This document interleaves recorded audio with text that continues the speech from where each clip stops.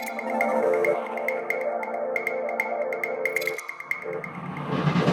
safe for work. Not safe for work. Hot people, hot jobs. Not safe for work. Hey everyone, welcome back to Not Safe for Work. I'm Chloe, your host. If you are tuning in on video right now, you're watching this on YouTube, I have to address the elephant in the room. My hair is platinum blonde. This is the first time I've ever gone platinum blonde. I've box dyed my hair all throughout my youth, which was something that both destroyed my hair and didn't look good. So this is the first time I've ever actually done it professionally. I feel so incredibly cunty. I did it yesterday and then immediately went to this iconic party and so many people didn't recognize me. I kept stopping people and being like, hey, and they'd be like, hey. And then they'd be like, oh my God. So if you think my hair is cunty, leave a comment below if you're watching this on YouTube. And if you're listening on, audio, this is a good plug and a good reminder that this is also on YouTube if you want to see what I look like as I speak. On that note, I'm so excited to get into today's episode. This guest I've actually known for a long time. So I'm excited to talk about how they got into their hot career, but also talk, about that from a familiar place because I've known them since I was a child, actually. So with that, I'm so excited to welcome today's guest, Eva Woolridge, award-winning photographer and director. Welcome to Not Safe for Work. I am so happy to be here. Thank you so much for thinking of me as I also try to survive Pride Month. Yes. So I'm really happy to be here as my eyes are like this. Yeah, literally. No, just to set the stage for everyone listening, because this is going to be released, 6 weeks later. Sick. So I'm not exactly sure on the timeline. So when we think about kind of where we are now and when you guys are listening to this, are we still alive? Report back because today is Friday? Today's Friday. It's Pride weekend officially now. Yeah, legit. And it's Pride weekend. Yeah. I've got a huge party tomorrow. I'm sure you have a million things this weekend. I do. It is bus, plane, club, another club, I love bus, another club. It is Lady Gaga describing her schedule. That is my month, but also severely this week. Yeah. It is. I'm sleep deprived, but it's so worth it. I love it. Yeah, I can't. great. I want to talk about all of it. Let's do Before we get into the present, I want to talk a little bit about kind of the background of the past. Yeah, the past, but also even before we dig into the past, give us one sentence. What is your career? What do you do for a living? I'm a storyteller and a social activist.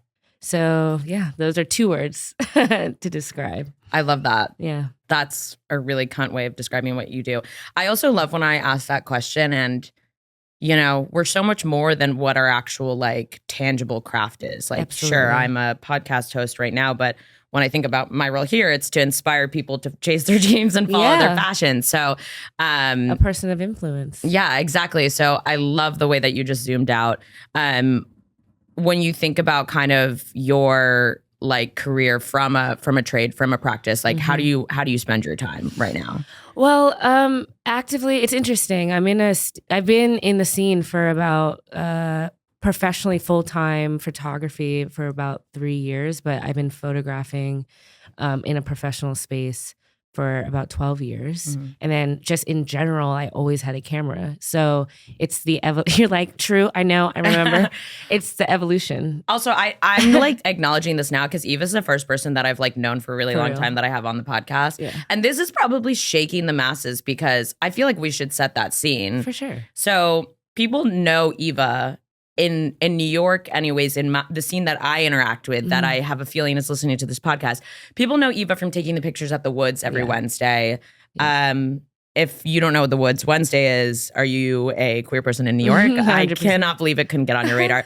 It's Amber Valentine's masterpiece every Wednesday. Amazing. It's the most sick party in New York, especially if you're a lesbian, trans, non-binary. That's really the main focus of the scene. It's called Mr. Party. Yeah. But anyways, Eva takes pictures at it. So a lot of people know Eva from that because everyone knows the Woods if you're a queer person in New York.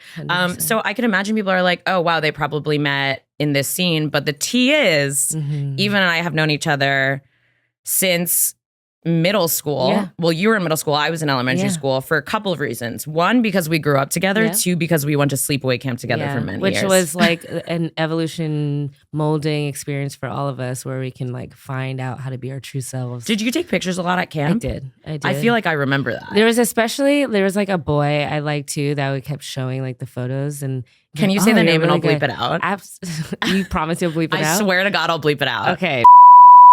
That makes sense. Everyone had a crush on him. Yeah. He's a good guy. Yeah. But, oh my God. If he's listening, he's not. Bitch, you better bleep that shit. I swear to God, I will bleep it out. I swear to God. I was like, you're disarming. You're good at this shit. You're gonna get all my little secrets, bitch. Oh my God, that's so funny. Yeah. No, I promise I'll bleep it. Yeah, I promise. yeah. That is funny. I love that. And how did you get into like photography professionally?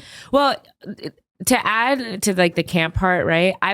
My Nana sent me a photograph of me as a toddler holding a camera, and I have it like on my desk, or on my mantle actually. So photography and visual storytelling I truly think is my life path, whether it's photography or directing or videography. It's like, that is the direction. Full time though, it was when COVID happened. I was always photographing when I was living in New York since 2016 professionally, but I was also hustling. So I worked as a receptionist at Creative Circle for 5 years. I worked at a nonprofit at Harlem School of the Arts for a year. That was actually my first job before going to Creative Circle. And I also had a nonprofit called Red Dot Campaign, which is collecting period projects to destigmatize menstruation and host events to really educate people, especially under the queer gaze.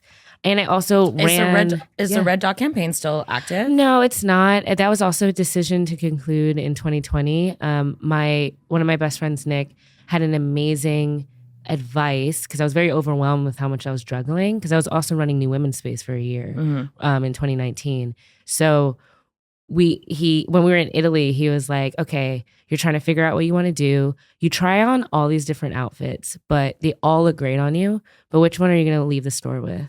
And it was photography. That was like what I chose to invest in myself, because we can forget, like, yes, we have so many interests, but to really become an expert in a field, you have to commit to what you want to commit to. And photography and storytelling was that. That is such good advice. If you're listening, They're listening. Write that down. What did you want to be when you grew up? Like, would you say that you would have guessed that you wanted to be, or in some form of like visual arts or something like this? For sure. I mean, it's so funny when I think about what I wrote in elementary school. It's like comedian. I definitely wanted to be a comedian. You've always been very funny. Thanks, bitch. Every picture that exists, I feel like, of Eva, she's like goofy as fuck. doing something goofy, goofing around. You're always Truly, like smiling, dying inside. That's such. Anyone who's ever met Eva would attest to that too. Like, that's your vibe. Oh my God, this is about to be a high podcast. Thank you.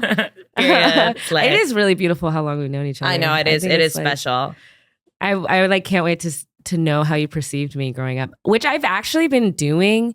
Talking to people I grew up with was like, how do we perceive each other and like all this stuff. Which I love that. I always thought you were really cool. I mean, so Eva's like 2 years older than me, and why we like knew each other is one of their best friends, little sister, was one of my best friends. So I feel like we just like spent a lot of time at Blake and Zoe's house. Yeah. Shout out. The police. Yeah, love them. But like, I feel like you've always been someone not only super cool, but like just like really uniquely, authentically yourself. Which is something that I feel like I always spot in people, because it's something that I've always very seriously strived for. You're no bullshit, that's for sure. Oh, thanks, babe. But so that's like, yeah, that's cool. Like, it's cool to see you now still in my life. Like, I love that you're still here. Yeah. I want to talk a little bit about your career now. So I get to see you like every Wednesday at the Woods. Yeah. Like, I love that you have like these regular gigs. Like, Yeah. what does your life look like? Like, your schedule, I'm sure it fluctuates a lot, but like what are the main kind of staples of like what it looks like as a full-time photographer today? Yeah. Well, I shoot for the Woods like twice a month, which is really important because I need to sleep. I was That's so fair. Yeah. And I mean, 2020 is when I decided to leave my corporate job, because like Black Lives Matter was happening, and I really hated the fact that they weren't standing up for the issues. So I actually made a plan for 6 months to invest in myself, take a course to be like with my mentor to like, how can I invest myself as a business, right? And be full-time photographer. So from there, Wait. Yeah. How like what was that? Like how could you invest in yourself as a full-time photographer? Like what did that look like? Well, first, it's not jumping the gun super quickly. It's not being like, I'm fucking over this, let's quit. Like I knew I had that energy, but it's really important to set your plan up. It doesn't have to be as spontaneous or impulsive. And so Catherine is a life and business. She's a business coach in New Jersey, and she was my TEDx, like my speech coach. Like she helped me develop my TEDx. And so knowing you did a TED Talk? I do, yeah, TEDx Talk, yeah, I do. You do? I sorry, my brain. I did do it in 2020 before the shutdown happened. It was in Maplewood. It was TEDx Maplewood. I actually maybe remember this. Yeah. That's cool. It was a great It's on the opportunity. internet? It is. They can check it out on YouTube. That's cool. Like we'll talk about all your stuff to promote at the end, but check out Eva's TED Talk. That's cool. I love that. It was really an amazing experience. But she has this business to invest in, entrepreneurs, etc. So it was basically creating a system of like how to prepare. It's like how to organize your income and everything like that. Get yourself prepared. How much will you have to make in order to make sure you pay rent and all your like all that shit, all that adulting shit they don't teach you. Right. I had to sincerely like learn. And then by February of 2021, I quit. So it was about 6 months after, I think. And from there, I find that my work it fluctuates all the time. But people know me mostly as an event photographer and a nightlife photographer, my regular gigs, which is amazing because it's an extension of photojournalism. The fact that I am known for that, at first I was pretty frustrated because I think... What do you mean by that? It's an extension of photojournalism? Well, because I'm documenting history. I'm documenting queer history. I'm documenting... And I've been doing that since 2017. Before COVID, I was... How long have you been doing the woods? That was 2021 or 2020. Okay. Yeah, that was like right when we got back outside. I was talking to Amber, and I hated how white the woods became. Like really? It was so, yeah. That's so interesting because I feel like the woods now is like a really diverse space. Wanna know why? Because of you? Yeah. That's great. Well, I'm new to the woods because, new to being gay. Yeah, woo woo, congrats. Slay. Yeah, and that was like the first place I went.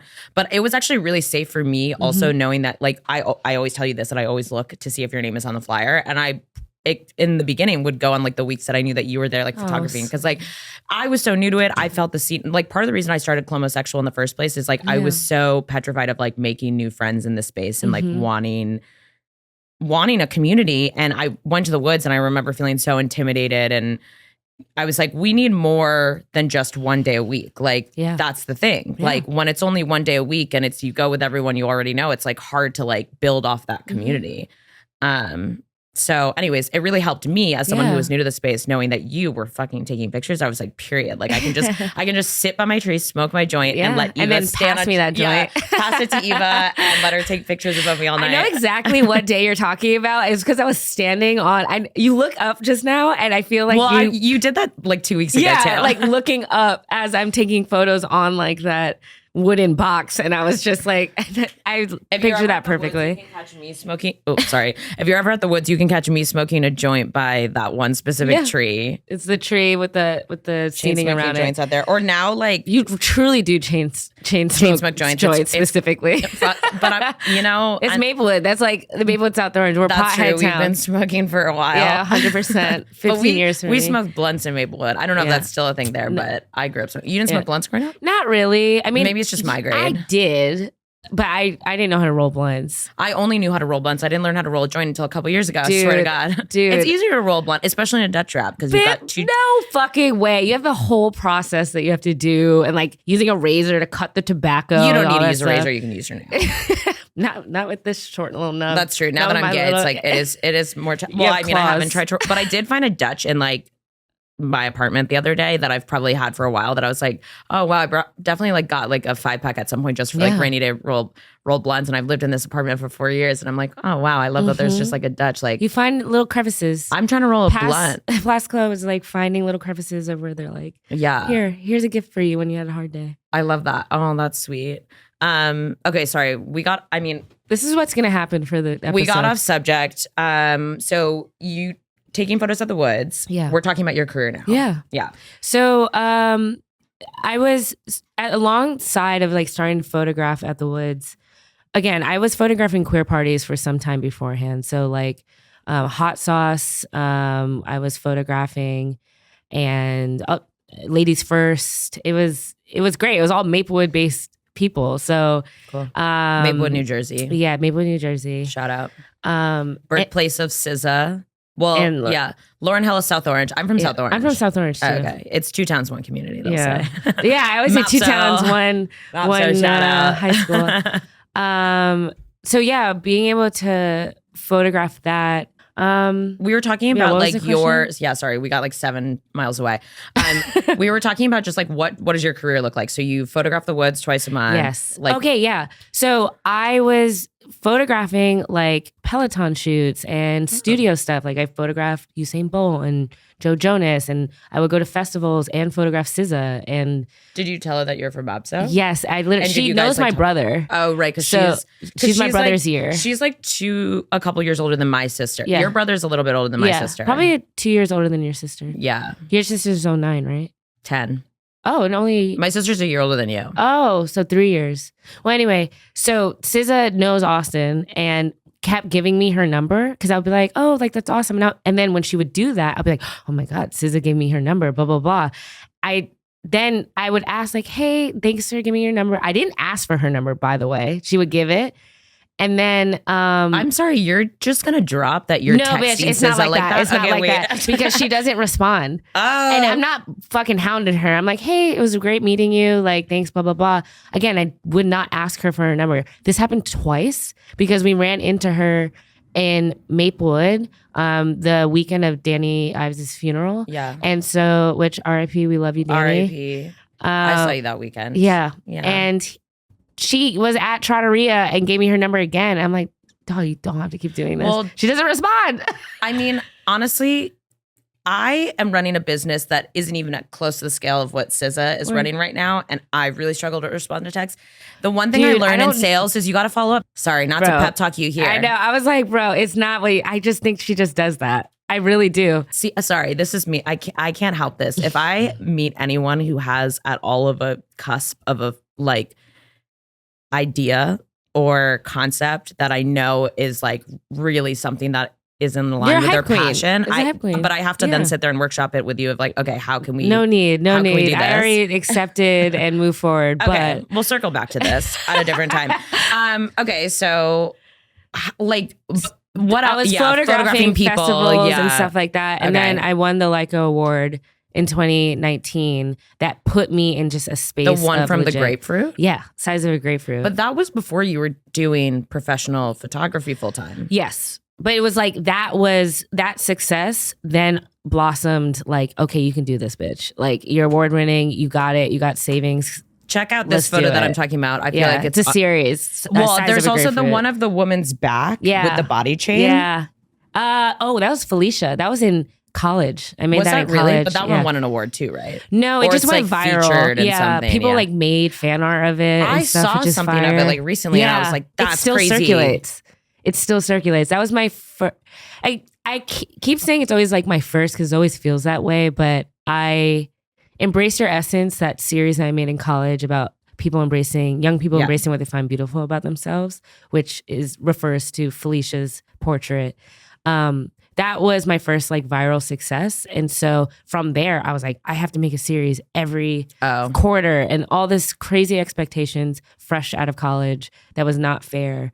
And so what I learned, especially being like a decade plus in the game, is like you can have the motivation, but things are seasonal too. Mm. And so this past year, I was not getting as much work. But while that was happening, I was going through the immense healing of like personal traumas that I had to work through. And now that I've moved past and closed that chapter, I'm in such a fulfilling space where I'm photographing events like 3 times a week, I would say at least. you're exhausted. I am pretty tired.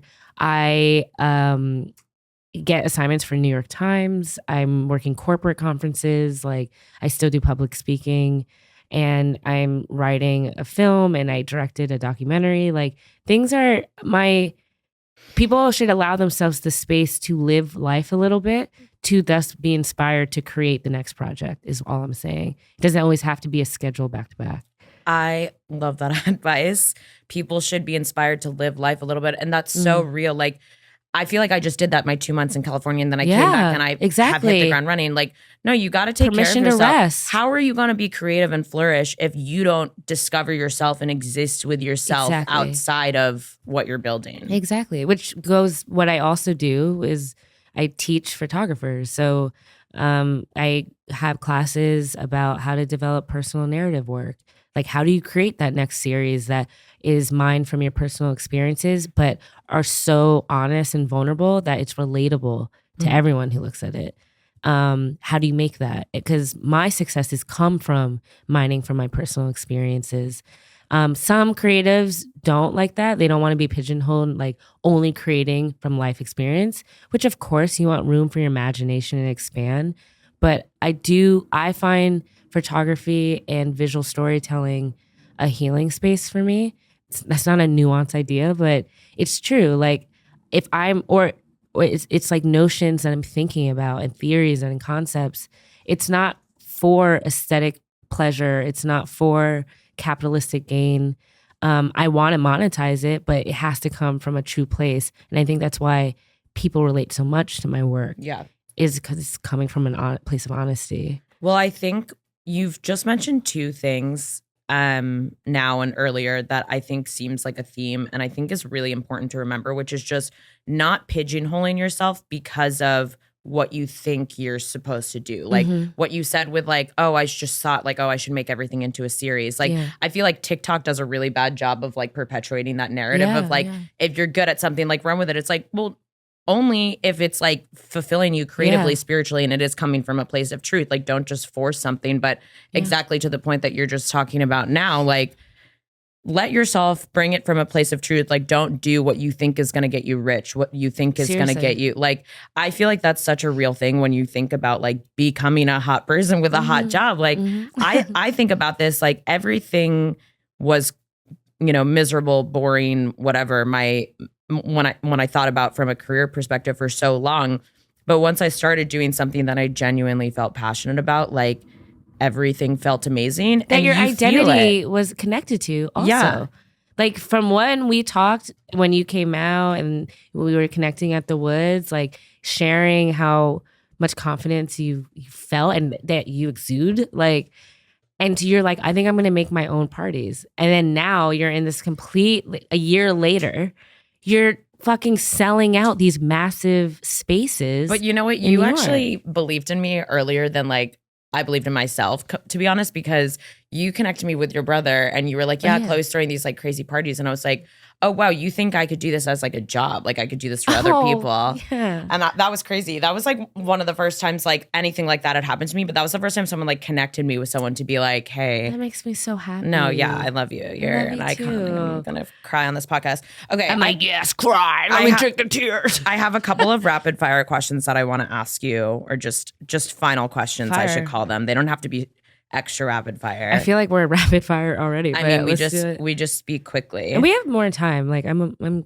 good right now. No, okay. But we're gonna get into tangents on the rapid fire. That's the you thing. Right. Yeah, no, babe. This is your show. This is my fifth question mark episode. I'm starting to figure things out. Yeah. Okay. Hottest part about your job? Oh, how I can naturally charm and flirt with people, and it makes the photographs better. When I think about the event part of my photography, yeah, I'm like really good at schmoozing the fuck out of people. I agree. You observed, you've seen. Totally. You're so good at that. And also, I actually booked Eva recently for the first time ever. That was so exciting. That was really special. Like, also just like, it was such a big party, like such a full circle. I had so much fucking fun. My friends were lit. And then your friends came to Fruity Tuesday the next week, which is my weekly party every Tuesday in Greenpoint all summer long. Okay, I gotta go. I'm going all summer. It's free. It's every Tuesday. It's like, it's a different vibe than like the Woods on a Wednesday. Woods is more of like a party. Yeah. But that's what my big parties are, like this Yeah. one is like it's at a pub, it's more social. There is a little dance floor, but It's more social. It's more of a yeah, it's like yeah. Anyways, but it's a good vibe. You guys should check it out. But all that being said, you photographing that party was so amazing. The photos turned out so cunt. I love the vibrance of the colors. You really captured just like the pinks and purples, those themes that were in the visuals all night, but just like it just came so across in just like the way that the mood of the entire album was presented. And I just loved it. I was just like, it's such a cohesive, it's not just like photos of a party. Like this is a cohesive, like, and that's cool. That's storytelling. That's a cool thing I love. I've worked with now a few different event photographers because, I throw a lot of events. Shout out to Cade. Shout out to Cade. Shout out to Parker. I love Parker. Parker's new getting into the scene. I'm really excited for them. They do such a great job. Anyways, it's really cool to see all your styles so different at the same events, at the a lot of the same people, whatever.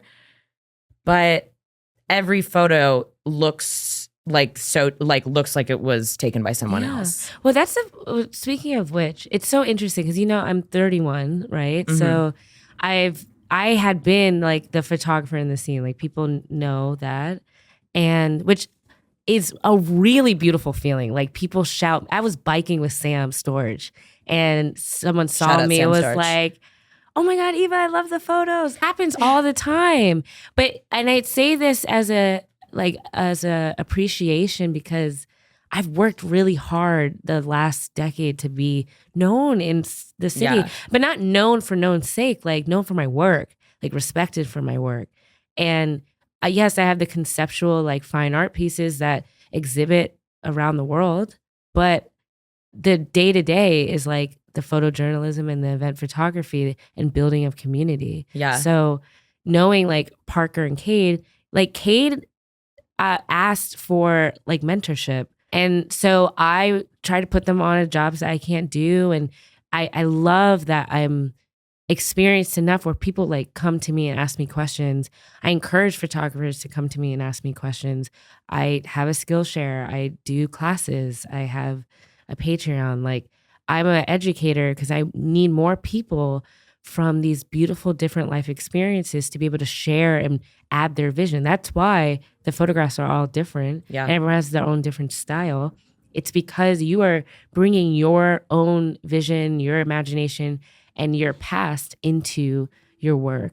And that's what I told Cade. Like, how do you make personal bodies of work? Yeah. Parker asked me, and they were at Brittany Brox's graduation party where I was not. Actually, JK, I did photograph.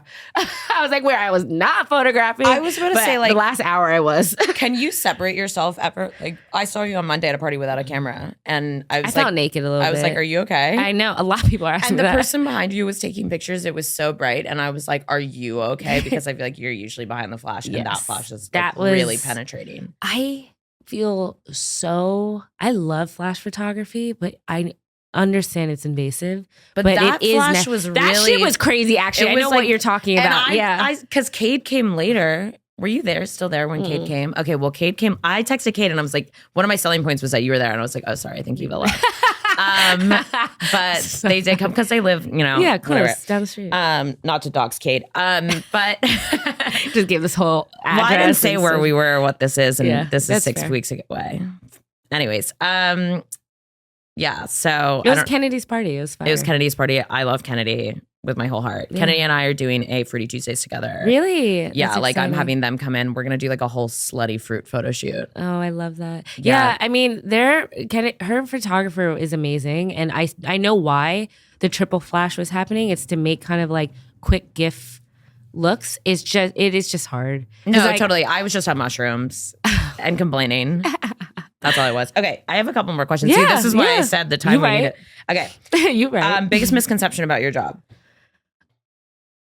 I know it's rapid fire, but no, it's okay. That I drink and that I party. I feel that so hard. Yeah. I mean, I stopped drinking a year ago. So I think that, especially with my energy, I think people think that I may be like fucked up or something, or like crazy goofy. It's all, I'm actually pretty tired and it's work. Yeah. Like I love, my energy is fueled by the energy of the space 100%. But like when people are like, oh my God, you're so on, blah, blah, blah. Like No, that's my personality in that space. That's part of my job. Like I'm showing up for work that way. And then when I leave, I'm listening to classical music on my bike ride home I love you. or soft music. Like I'm not, yeah, I think that's one of the biggest misconceptions.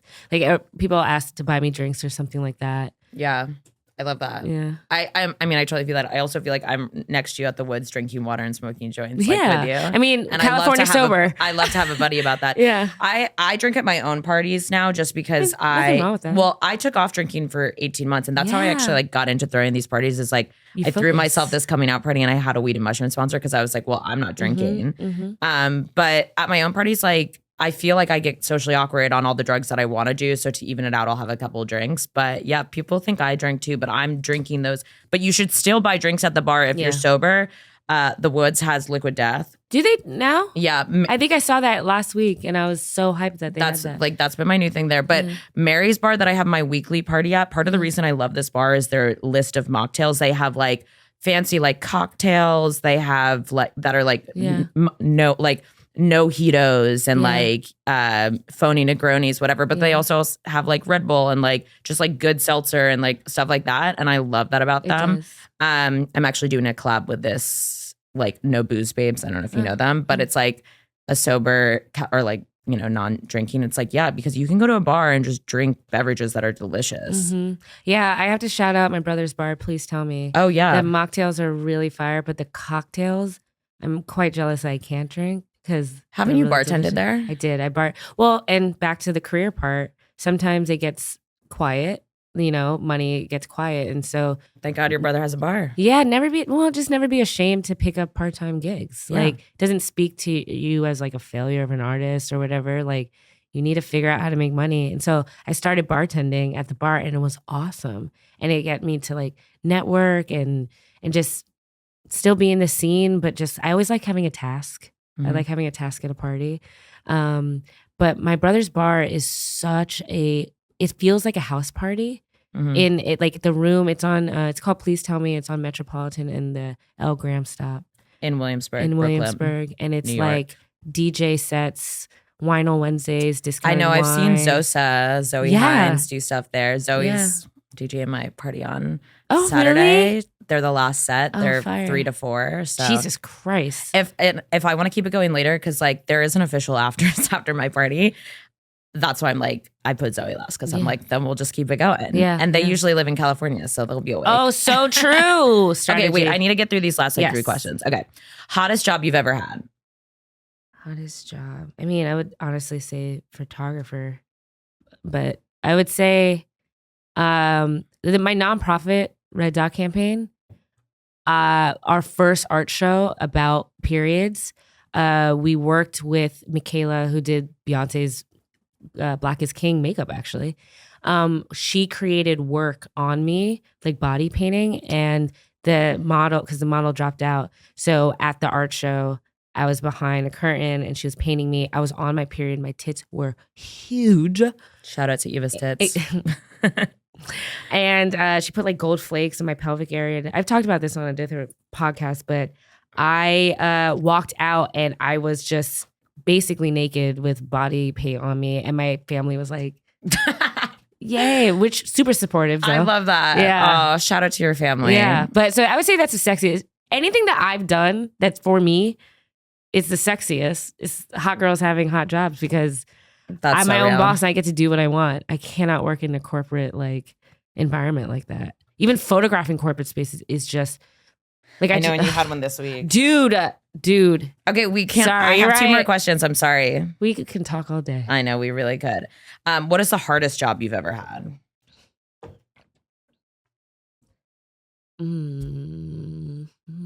Like photography related? No, anything. Okay. I would say the hardest.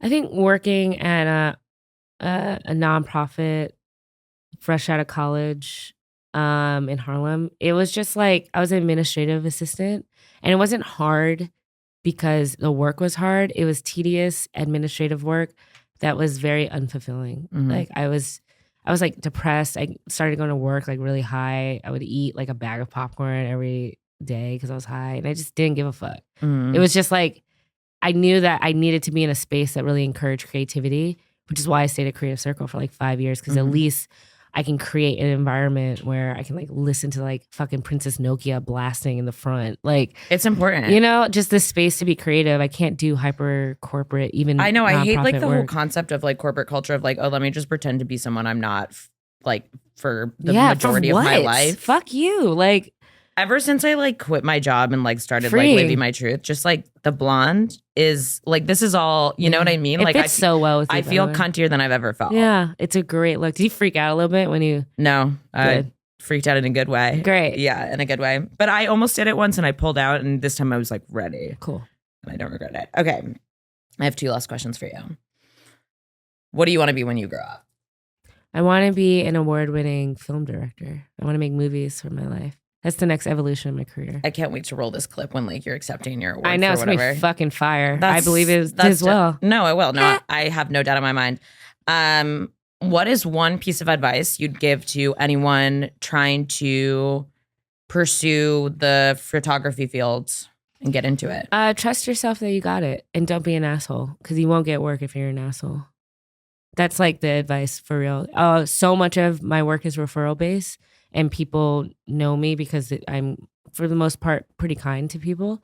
They're doing you a service by being photographed. It's not just like you taking their energy. And you're so like, people want to take, like, people know you. Like, that's the thing. You do such a good job at Thank that. you. I created the environment where people feel safe space, yeah. and like disarm, not in a manipulative way, but disarm in a way where they can feel comfortable to be themselves and to be photographed. I teach classes on social responsibility and the ethics of photography. So I'm not about the exploitive photography game. Like, you're gonna feel comfortable taking a photo with me. I love that. Yeah. On that note, what do you have to promote?